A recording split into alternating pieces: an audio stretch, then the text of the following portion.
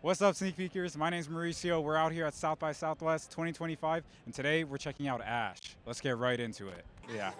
Hi, Aaron. My name's Mauricio. We're film students from the University of Texas at Austin. Fantastic. Oh, right on. Yes, That's sir. Great. Let's go. Yes, sir. Hook 'em. Hook 'em, baby. Yes, sir. So, You look in- great, by the way. thank you. You do as well. So, I've seen in previous interviews that right off the bat, people are making the judgment that your character is untrustworthy. In this movie? Yes. Yeah, And that makes sense. and I'd love to hear if you can make a case as to why we should trust your character. You know, he's a good guy. I don't know. I don't know if you can trust really anybody in this movie, which is so great. I don't want to spoil anything, but that's what's so great about this movie. Within the first 5 seconds, it's just, you're in it, your heart is already pacing. The tone is just so creepy, and you're like, what is going on? Within the first moments of the film, you know, it starts with Eiza González character, Rhea, just knocked out, blacked out on the floor of a space station. She's bloody. She wakes up. She has no idea who she is or where she is. And she quickly realizes everybody in this space station has been massacred. And she's just trying to figure out what the hell happened. And then all of a sudden I show up and she attacks me. And we're just trying to figure out if we can trust one another and who in fact did this. So, yeah. He's way more trustworthy at the beginning than mine. I really think that I'm just sort of like a woman in a spaceship that killed probably everyone. And so why would he trust me? I think he's the one to be trusted for sure. I love learning about directors' approach in pre-production going into directing a film. So what's like your pre-ritual that gets you as locked in as possible so that on the day of production, you're as prepared as possible? Well, just I like to look at what I did the day before, study what I did, and obsess over what I did wrong, and think about, just think about what we're doing. Focus on the small picture, and just stay in the day. Don't get too lost in what's not shot and all these other things. Just focus on the day, get your day done, get it done efficiently. Are there things you can cut out? Like trim the fat, but. Yeah, I think it's important to just make sure that, just as prepared as possible, because something will be thrown at you that you didn't expect. So. What was your favorite scene to bring to life? I think sort of the last third act is my favorite. I can't really reveal, but it's pretty intense, and it really took me a lot of places emotionally, and it was very grueling and taxing and challenging, and I really enjoyed that. Oh man, that's such a hard question to answer. It was just such a dream. I mean, just to be able to work alongside Eiza. I've been friends with her for nearly 10 years now, and my whole family loves her. She loves my family, and to be able to just go toe to toe with her on something this dramatic was an absolute dream come true. And she just led it with such preparation and grace, and she knows how to lead a movie. I can't wait for her to do more. Oh goodness! Without spoilers, there's some really fun horror gags in this. In particular, there's a nose gag that I love. It reminds me of some Total Recall, for Paul Verhoeven. Like I remember we filmed some stuff with a dummy on set, so there was a practical element to it. So when we did it, I swear you could hear people just gasping the whole time we were like running the effect. And I love that so much. It just makes me so happy, Yeah. So now I'd love to know, what is the most important lesson you learned as a director after directing this film?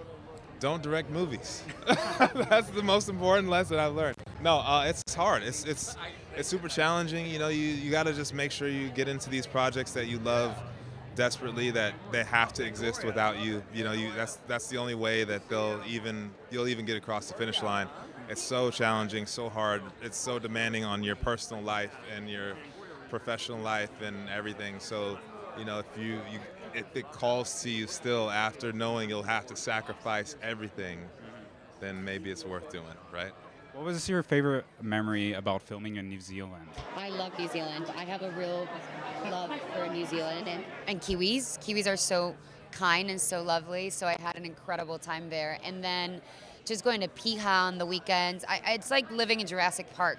It's like Avatar Land. I call it Avatar Land. New Zealand's like untouched ground, and I really just was so grateful that on my days off I could just sort of meander in the middle of this beautiful space, and it's surreal. Aaron and I have a beautiful memory. We went to the botanical garden, and it rained in the middle of the botanical garden. We were like running for cover, and all of a sudden 3 rainbows appeared over Aaron, and it was the most magical, and it was raining. It was the most beautiful thing on earth, and I have this photo, and it's my favorite memory of Aaron I've ever had. So you've been a part of a lot of big studio projects. So what was it like now going to indie film where there's not, producers having all their hands in everything? What was it like? It's a dream. I mean, being able to go into independent filmmaking is sort of the playground of an actor and a director and everyone, the DP, costume. You really get to, it feels like a school project with a little bit more budget, and you really get to experience a lot and learn a lot in that process. So I really enjoyed it. Honestly, I have no idea what the comparison is like because I haven't done a studio gig, but I'm lucky to work with some great people on this. They trusted me, but knew when to kind of all right, bro, I think you might need to reel it in just a touch, and I think that was having those people that you can trust and count on to give you the space that you need and the support that you need, but also, let you know when you're kind of need to rethink some things. I think that's essential, and if you don't have that, you're going to be in trouble. Now, what was the number one most important lesson you learned as an actor after acting in this film? Oh God, I don't know. You just got to keep marching. You know what I mean? You just got to keep fighting the good fight. Is there anything challenging in this role? The whole role was quite challenging. It was from start to get to the end. I mean, it starts really right off the bat, and you have to be committed. It really made me realize it's like horror films are a sport. You have to have stamina, and you have to kind of keep it going because the movie depends on that. And I always thought of it like, wow, this is like the Super Bowl for acting. Like, you are drained every day, and you have to recalibrate and then go back to it the next day for months. And it's really impressive. I think that they should award way more horror films than they do because it really is one of the most challenging jobs in the industry. For this movie, I was wondering if there were any movies or video games that inspired the sound for this. Oh my goodness! More than films, I was inspired by video games for this film. Silent Hill, Dead Space 2, or Dead Space, the whole Dead Space series, all the Resident Evils. I'm a survival horror junkie, so all those things kind of made their way into this. I think there's a lot of Easter eggs for the gamers.